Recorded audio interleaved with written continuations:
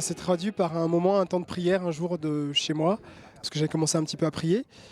Une rencontre, vraiment une effusion du Saint-Esprit, je vous dis simplement, mais c'est vrai, une présence de Dieu qui était assez forte, assez marquante, et qui a fait que vraiment ça m'a fait croire en l'amour du Père, au Fils et au Saint-Esprit, du coup, et du coup à adhérer de tout mon cœur à ce que l'Église enseigne, malgré plein de questions, mais à ne plus être de l'extérieur, mais vraiment accueillir ce que l'Église donne, et ce que l'Église donne, c'est l'amour de Dieu.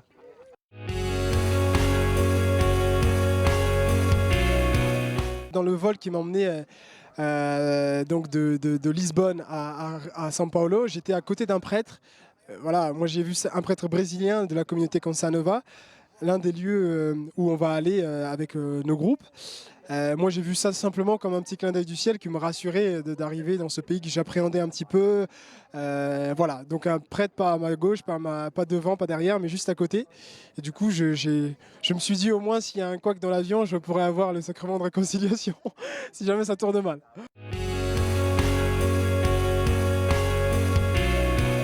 Je témoigne de ma foi au quotidien en la vivant. Je pense que c'est la chose qu'il faut faire. Il faut vivre sa foi d'abord. Je crois que le reste vient assez naturellement. Il faut pas se mettre en mode missionnaire, entre guillemets, mais il faut simplement vivre sa foi intensément avec nos pauvretés.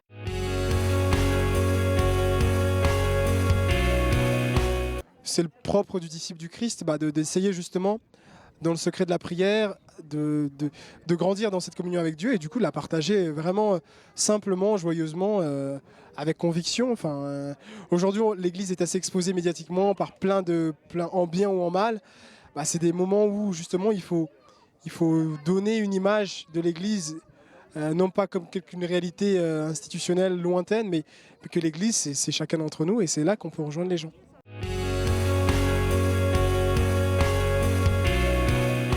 Moi personnellement c'est une grâce et j'ai pas eu à douter, mais des difficultés à s'accrocher à ce que Dieu nous demande et à vivre et à répondre et à entretenir cet amour de Dieu. Oui, ça c'est difficile, c'est un peu les va-et-vient, mais doute de la réalité de Dieu, de ce qu'il est, de son amour. Bon, non, ça c'est une grâce, hein, mais pas trop.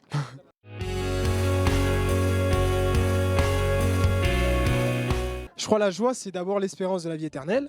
Et ensuite, cette vie éternelle qui n'est pas lointaine, mais qui est de connaître et de vivre en communion jour après jour avec Dieu, notre Père, et en qui il s'est révélé parmi nous, Jésus-Christ. Donc voilà, c'est ça la joie qu'il peut avoir. Ça n'exclut pas les épreuves, mais il y a une sérénité du cœur de savoir qu'on a été créé, qu'on est aimé et que dans l'espérance, on est attendu pour la vie éternelle.